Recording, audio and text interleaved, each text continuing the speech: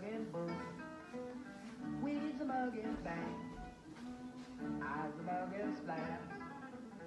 Ooh, right through her. I's a mugging bull. It's Mazzy here, Sunday morning. We're playing a CD because this is going to be a longer video than I'm used to and I don't feel like turning the record over. Django Reinhardt from the Mosaic Collection, the complete, well, I don't know how complete, but the Quintet of Hot Club of France, the HMV sessions from 36 to 48. One of the great guitar players, gypsy guitar players, jazz guitar players. Anyway, 33 and a third channel had a challenge that I found through someone else, and I'm blanking on the name. And basically, you know, some of us have large collections. I have between 5,000 and 6,000 LPs. And the theory is, or the premise of this is that a lot of us pull the same records all the time to play, and wanted us to dig deep and pull 50 records that we haven't heard in at least 2 to 3 years and beyond. So I did that, and being the Virgo organized person I am, I took the suggestion of yet another VC poster who I went through each cube, and ironically, I have not including my Beatles collection, which you've seen on the side, I have exactly 50 cubes. That includes my 48 in my main section, and then 2 others that have some collections and soundtracks. So I just picked one per cube. That makes it easier for me to put these all back, because, you know, I got a stack here of 50 records, and I'll share them Sunday morning. And no mocking of my Sunday morning comfy pants here. A little modeling there. Norman's Rare Guitars in the Valley, Southern California. Just seemed appropriate, even though I don't prefer people calling me Norman. It's my name, but anyway, it's another story. So there'll be an alphabetical order just because. Laurie Anderson. I love Laurie Anderson. First got turned on to her because of Oh Superman, which I know you've heard, even if you don't know who Laurie Anderson is. This is one of her later records on late 70s records, I believe, right? Or 1987. I'm really jumping the gun. So this is about 10 years after that first record, covered by Robert Mapplethorpe, photographer. Beautiful record. And I don't play this very much. I haven't heard it in a while. Strange Angels. This is a promo copy I got at the time from the label through some friends, and that's it. I don't know. Mastered by Robert Ludwig. Anyway, promo copy, beautiful record. Promo copy. I gotta go faster, right? You're gonna get bored with this stuff. Au Pairs, post-punk band, British band. This is a 12-inch single, I believe. Is this the 12-inch single? What is this? Yeah. Inconvenience, Pretty Boys, plus remix of Headache. And actually I have those first 2 albums that came out at the time. This is a UK copy, but great bass on these albums.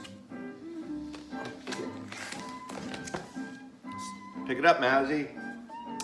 Another promo copy I got in my record heyday, and this is obviously Shiny Beast Bat Chain Puller by Captain Beefheart on Warner Brothers. Beautiful, beautiful copy, rarely played. You know, I know it, I have the CD. I think this came out just as CDs were coming out, right? Or before that? When was it? Oh, this is 78, way before that. But by the time I started buying CDs, I got this, and I think I played the CD more. But, you know, we all know Captain Beefheart, but this is one that I rarely pull out and pick. History of the Bonzo Dog Doodah Band. For me, the Beatle connection, you know, is they're in Magical Mystery Tour. At least some of them are in the strip show scene. And of course, Neil Innes, who was one of the Ruddles. And one of the songs was written by Apollo C. Vermouth, who is actually Paul McCartney. Fun records. Anyway, just fun record. This is a good, it's a UK pressing, I believe, or just, maybe not. It's a UA, but feels like a UK. I'm not trying to figure it out right now, but this will be fun. I'm gonna actually leave these out for throughout this week and play all these records. If the Virgo doesn't get into me that my records are all like on the floor, because that's not my style. McElroy Avenue. Booker T and the MGs. I haven't heard this in, God, maybe 20 years. And this is basically Booker T and the MGs doing a bunch of songs from Abbey Road.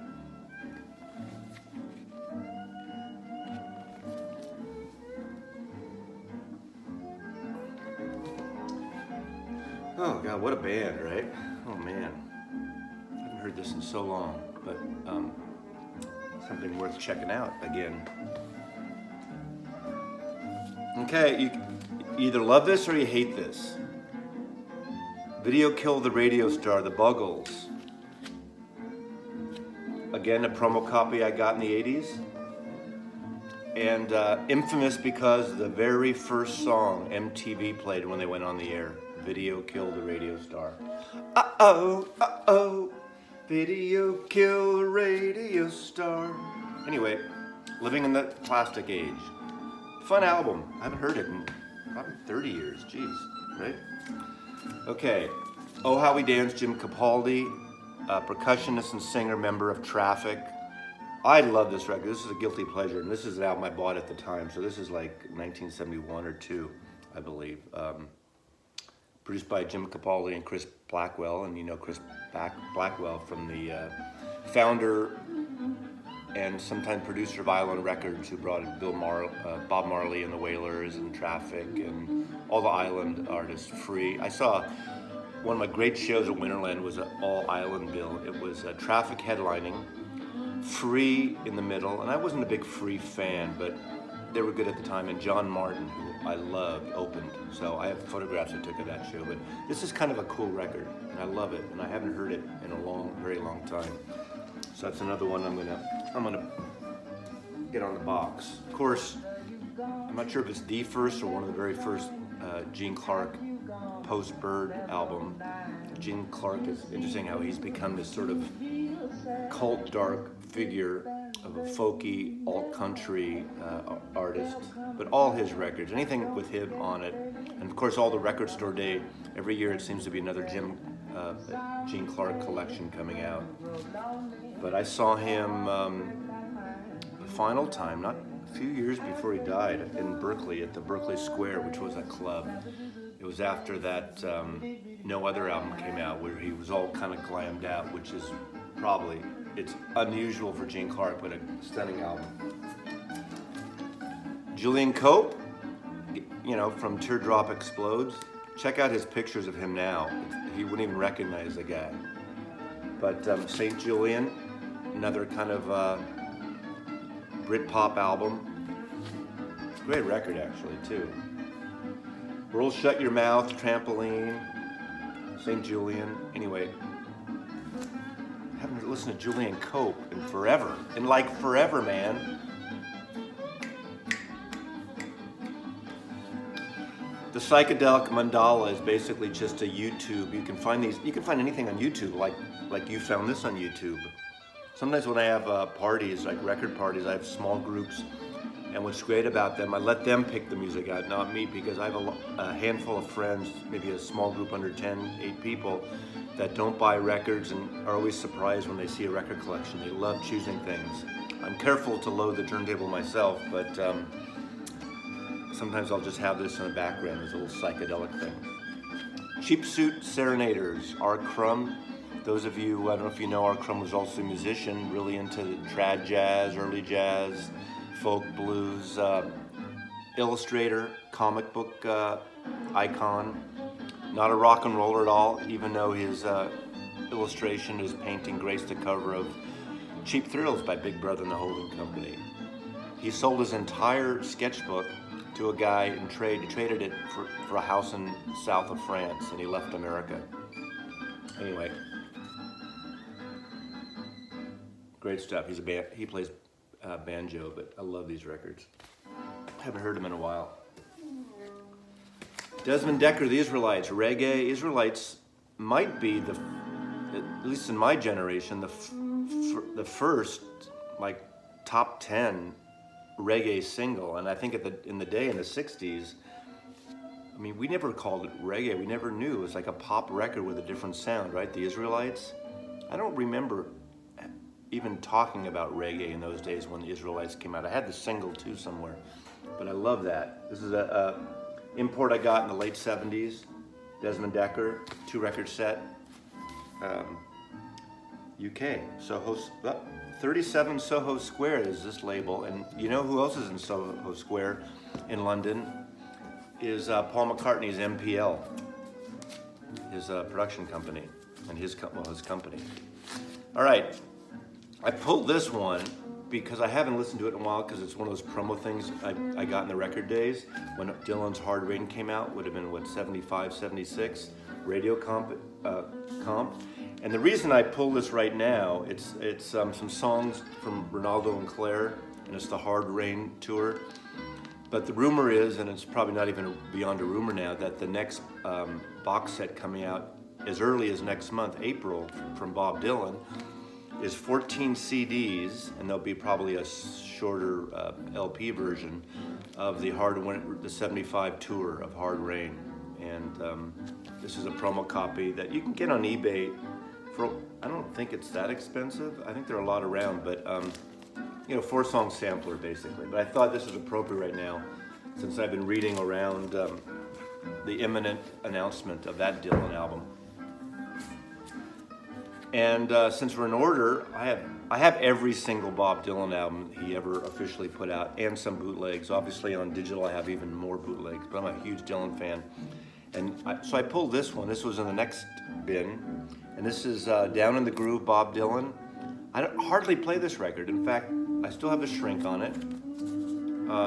The song that's kind of I want to say a hit. It wasn't a hit, but Silvio was on a few of the, I don't know if it's Greatest Hits Volume 3 or something, but Silvio is a very catchy song. So if you haven't heard it, check out Silvio. But this album came out in 1988, so Dylan was going through a little, not a real popular spot, and then it kicked in again about a decade later. But he always put out records, and there's always something interesting on his albums. But I thought I'd pull this one because I just hardly ever listen to it, so it'd be fun to listen to. David Essex, Rock On. Again, early 70s, 73, 74. Yep. And you know the song Rock On. Jimmy Dean. That bass on that song and the production of that song is amazing. He also was in the movie That'll Be the Day with Ringo Starr. Great film about the early days. It kind of parallels some of the Beatles story, and someone wanted to start a rock band and leaving home and not great handling his family very well, and working in holiday camps, playing music a little bit. And I think Dave Edmunds is in it as well, but Ringo's in it up there, kind of emulating his own life. But the sequel, Stardust, Ringo was not in, but it's something, I need to find that. Never found that on, produced by Jeff Wayne. You might know Jeff Wayne from The Move. Oh, I didn't even realize that. Big Jeff Wayne music. Pretty boy, huh? Anyway, good record. Wildman Fisher, kind of in the Zappa and the Mother's protege, and this is on Zappa's label Bizarre, part of Reprise. Wild music, wild man. I mean, there's Wild Man with Roy Estrada, looks like the Mother's there. Bizarre is the perfect name for a Zappa label, right? My original copy from whenever this came out. Late 60s probably. And as we get moving over to the Cube, Kinky Friedman and his Texas Jew Boys. Ride 'em Jew Boy. They ain't making Jews like Jesus anymore. We reserve the right to refuse service to you. Get your biscuits in the oven and your buns in the bed. Woman's liberation is going to your head. Not politically correct, and especially in these days, but I've seen Kinky Friedman 4 or 5 times over the years. Some of you guys down in Texas may know he ran for governor at least once. Obviously didn't win. And he writes mystery books. But this is all his records are good. This is the only one on Vanguard. Then he switched to ABC Records, but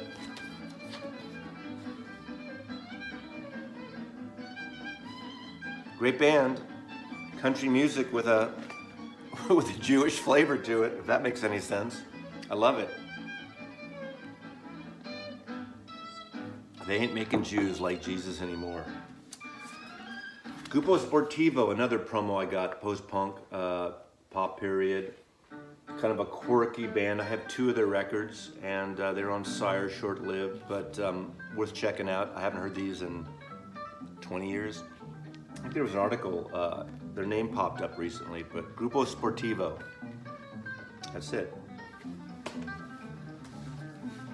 Richie Havens, you know, him in Woodstock. Freedom, freedom. Interesting record, you know. And this record I have had forever. This was a promo, or not a promo, it was like a cutout. When it's clipped here, if you don't know that, those were clipped, either clipped or punched, or, you know, you record mavens know about promo copies, or not even promo copies, but the store I worked for, we called them overpressings, and we had an overpressing sticker on them, cutouts, and they were a lot cheaper.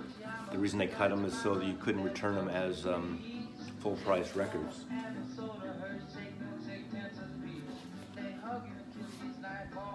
Double album, MGM. You know, I didn't even know this album, and I've had it forever. You really got to dive in. It could be a psychedelic folk gem. Great Speckled Bird, Ian and Sylvia. Ian and Sylvia, one of the songs that Ian Tyson wrote, 4 Strong Winds, you might have heard covered by Neil Young.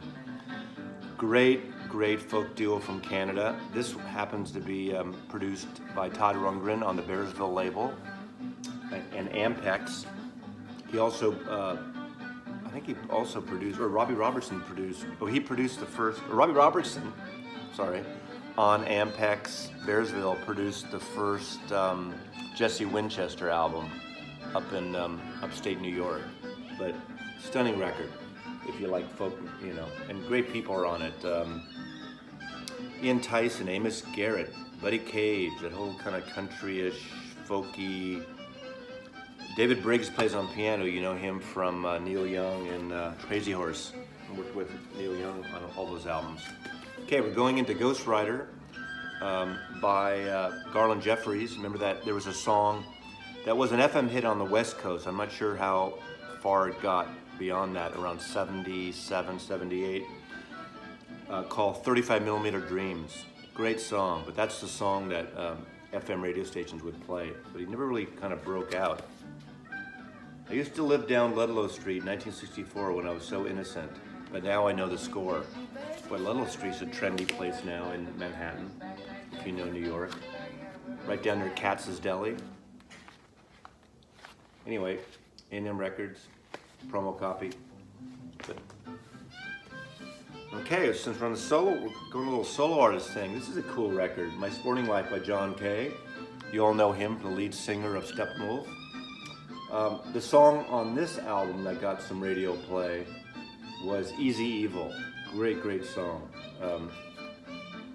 So the album's pretty good, but it's worth it just for Easy Evil. So if you stumble across this, I think you can find it pretty cheap. On ABC Records, I mean, again, the usual suspects of Russ Kunkel, Lee Sklar, Danny Kortchmar, you know, great studio musicians of the day. Produced by Richard Podolor, I don't know who that is. Anyway, there's your guys. You hardly ever see him without his glasses, right? Born in Germany. Berserkly Records artist Greg Kihn. This is his first album on Berserkly before they were picked up by Columbia. They were an indie out of Berkeley.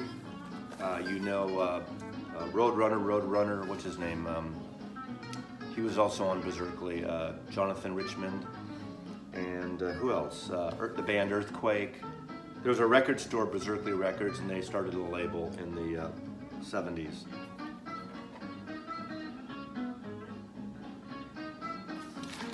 Greg Kihn. So Matthew King Kaufman produced a lot of their stuff, a lot of the Berserkly records. But that was a kind of a big post-punk scene a little bit. They weren't punky, they were a little lighter than punk, but they were new wavy, I guess.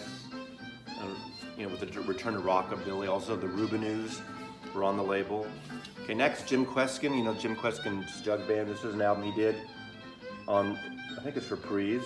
Yeah, Reprise Records, Americana, kind of songs about America covers, like Back in the Saddle, Sugar Babe, Okie from Muskogee, Ramblin' Your City, Amelia Earhart's Last Flight, Old Black Crow.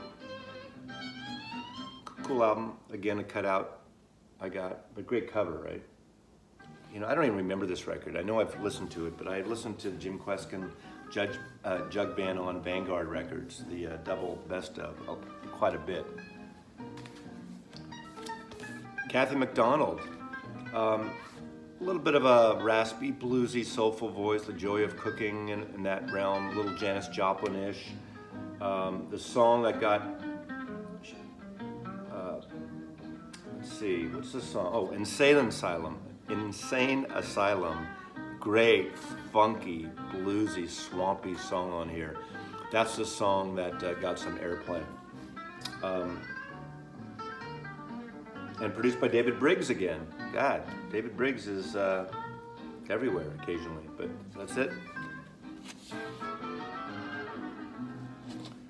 It's funny, this is a little trivia thing. I forgot the guy's name. This cover, doesn't it look like one of those paint by numbers things? Well, just a day or two ago, at 92 or so years old, 94, I forgot his name. I just saw in the newspaper, or at least online. The inventor of the paint by numbers in the 40s just died. It's one of those things you think, well, you'd never thought like someone invented paint by numbers, but he just died. Okay, big Moby Grape fan here.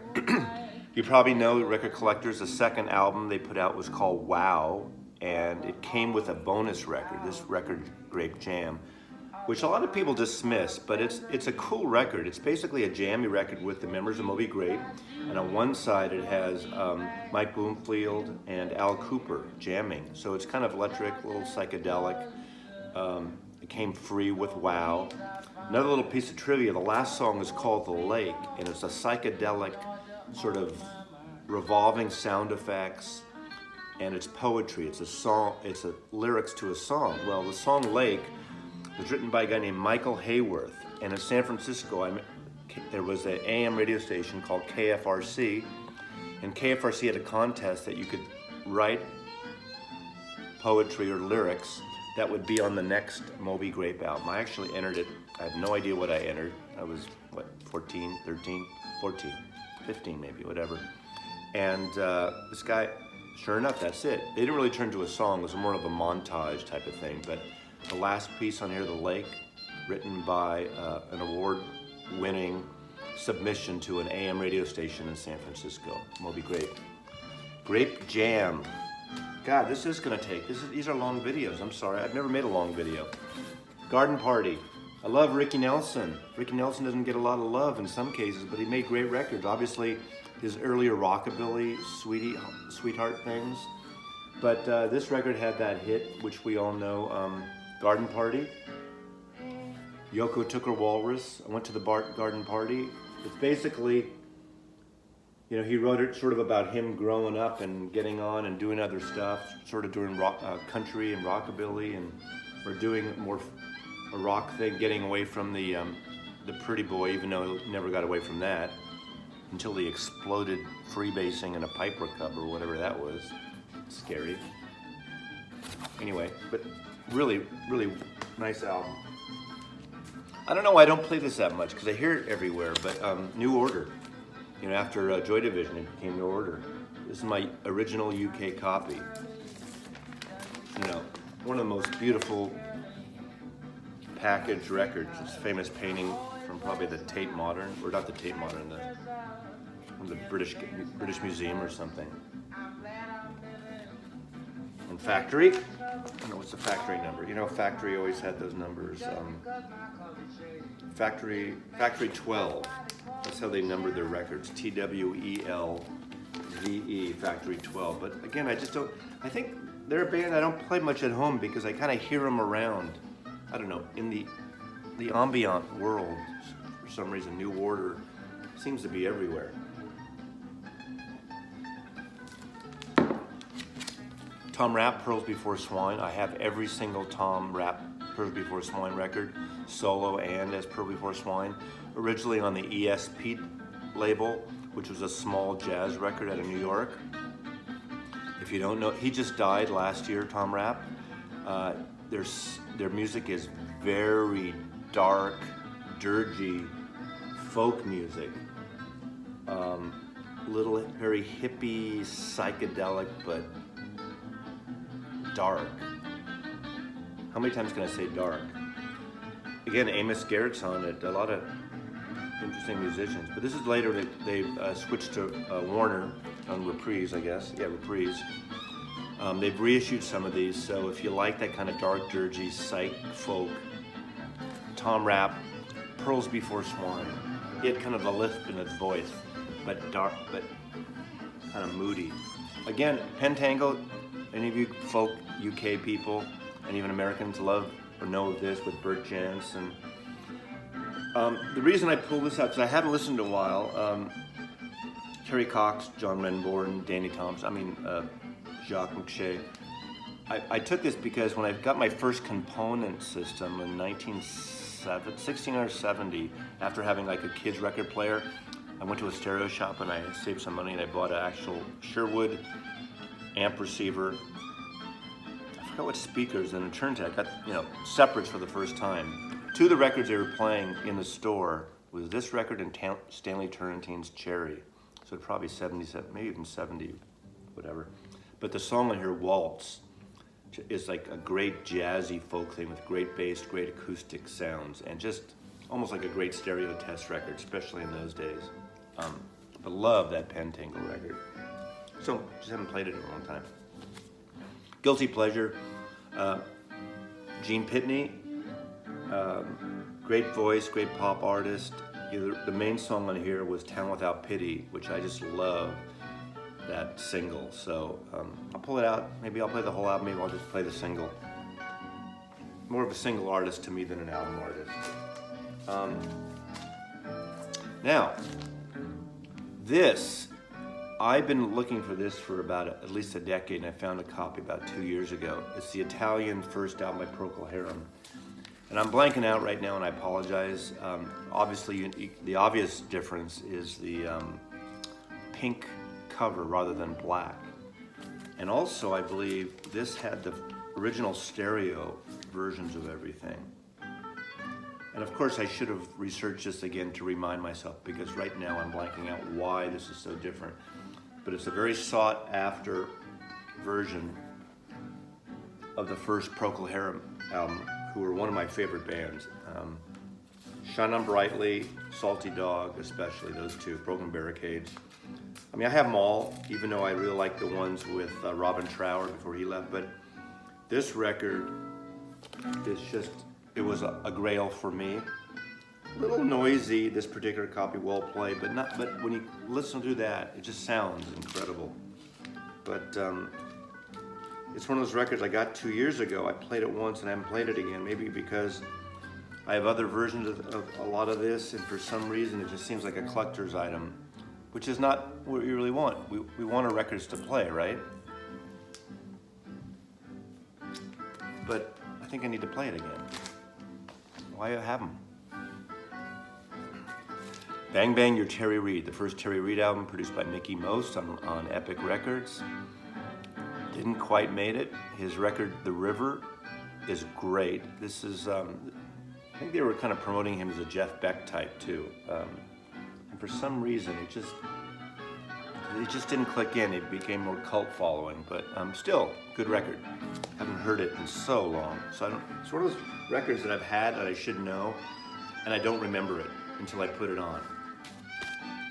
This, obviously you all know Run DMC. This was the finally white people and black people living together in blissful splendor, harmony, when they brought in Aerosmith, or someone had the wonderful idea, Russell Simons and Rick Rubin, I guess it was Rick Rubin and Simmons, to do Walk This Way. MTV finally, you know, got somewhat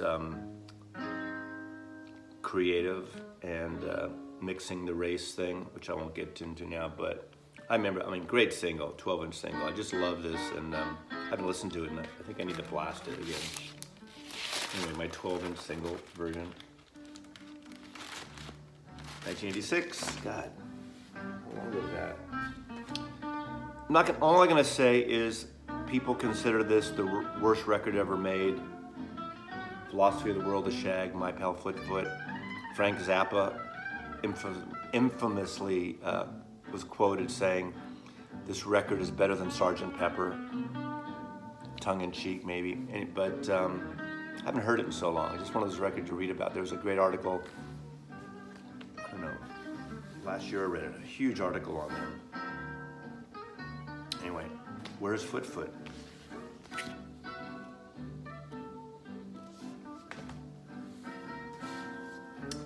Doug Salmon Band. This is a great album on Atlantic Records. You probably know, if you don't know the country Austin cowboy fusion music of Doug Salmon, you should if you like that genre. He lived in Austin for a long time. He was in the Bay Area before that. Some of you oldsters and single people probably know him better as Sir Douglas Quintet. Sir Douglas Quintet. She's About a Mover, Mendocino. Dylan's on this song. There's a great song that Dylan and him sang together. Which song is it? You know, I don't remember. Wallflower, maybe. David Bromberg's on here. Great record. A little soulful, funky. I remember San Francisco radio used to play, K-San played him a lot. Staying with cowboy music, to me, Cool Water is one of the best cowboy songs ever written. Water, water, cool, clear water. You've heard that song, but Sons of the Pioneers, great harmony, fun music. Steel Pulse, I'm gonna go faster. Steel Pulse, reggae. Great reggae band. Little, I don't want to say harder than Bob Marley and the Wailers, but a little more political. Guitar player Tampa Red, bluesy, jazzy, more bluesy on that kind of thing, but a great guitar player. On Bluebird, reissue from the 70s.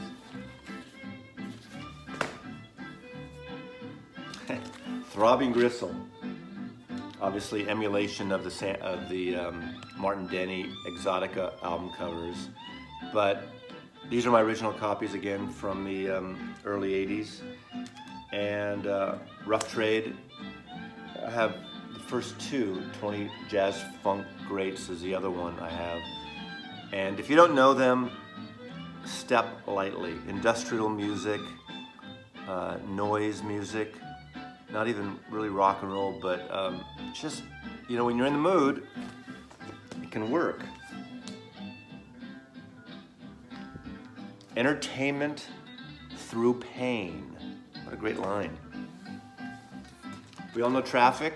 This is my UK import of Shoot at the Fantasy Factory. When they did 2 records in a row that were cut like this. That's how they were released.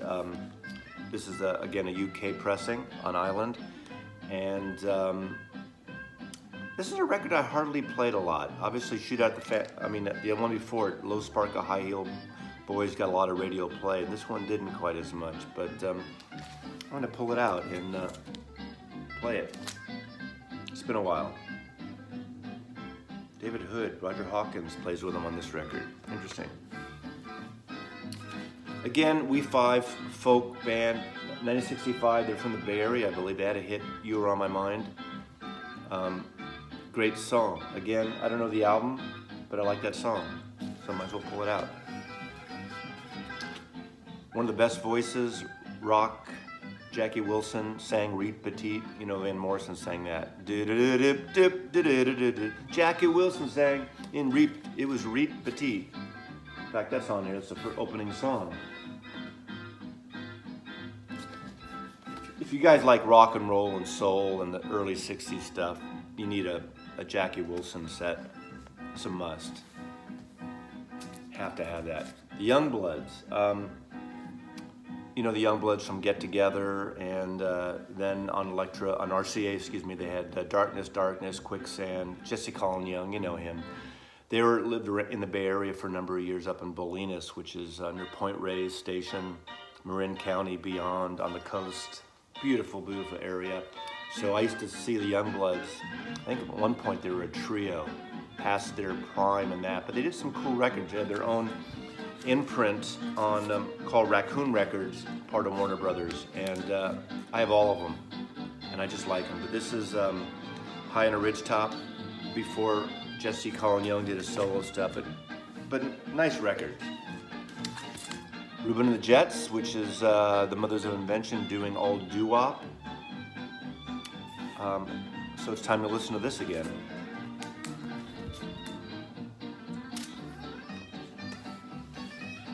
Chick Corea, I've always loved this cover. I remember picking up at the store when I worked in record stores because it was a beautiful, beautiful artwork. And I never listened to it, but it's time to, or I haven't in years, probably in a couple decades. Spanish Heart. I just remember it being a beautiful sounding record. You know, Stanley Clarke, Steve Gadd, Jean-Luc Ponty. Oh my God, it's really well recorded. And Chick Corea, if you don't know, he's a piano player. I always liked his albums with his outfit, Return to Forever, with Flora Purim and Airto. Light as a Feather, especially, that stuff, and great sound. But it's time for me to put this on. Check it out. A lot of you who follow jazz and Ella, I mean, the infamous album is Ella in Berlin, but not too shabby as Ella in Hollywood. Again, another record I've had forever, just haven't listened to it in a while. So it's time. Jim Hall on guitar, Lou Levy, early 60s maybe? I don't even know the dates. You know, they never used to put dates on albums until really the late 60s, early 70s. Beautiful record. I'm a big Oscar Peterson fan. I love his piano playing. Some people like these jazz albums strings, some don't. But very lush music on this recording. Beautiful album cover. Him doing the, you know, that was a big thing. A lot of jazz artists continually, to this day, do a lot of American standards in their jazz versions of it. It's ironic when someone like Coltrane gets a hit of My Favorite Things from a Disney film, right? That's kind of how he got known and sold records initially, aside from his session work. Now as we go down to the squares, the bottom row have jazz, so you'll see a series of jazz records, or actually you already have. Sonny Rollins, Sounds of Sonny, on Riverside Records. It's an old copy I have. Haven't played that in forever also. And just two more, we're down to the wire. In the soundtrack and collection section, I haven't played this literally since the 70s. And it's 34 tracks by 21 groups from Liverpool. And this is 60s. Mono from 62 to 64. Kind of a cool collection of singles. And a lot of these are bands that, in a way, it's kind of a Liverpool version of Nuggets. It's a UK record, UK sound that most people don't know about this, but it comes with a copy, a reproduction copy of Mercy Beat. It's pretty cool. So in a way, it's like, you know, those Nuggets collections of, or beyond that, of bands of the times. But it has the Undertakers, the Searchers, Mercy, the Big Three, Sonny Webb, King Size, Taylor and the Dominoes. You probably read, if you read a lot of books of biographies of the Beatles and the early Mercy Beat scene, you've probably heard about, if you haven't heard the music, you've heard those bands. And finally, Woody Allen. I'm a big, big Woody Allen fan. He does a movie a year. You know, the guy's probably made 10 perfect films, 10 really good films, 10 okay films, 10 mediocre films, and maybe 8 to 10 terrible films. Probably none terrible, there's always something. But his stand-up stuff in the early days. Look at that album cover, just great. Anyway, that's Woody Allen. So 50 records that I guess I'm going to start playing today. Thanks again, and thanks for watching. I never got to 40 minutes. I've never lasted for 40 minutes. That's what she said. Okay, take care. Mazzy out. Thanks for listening and watching.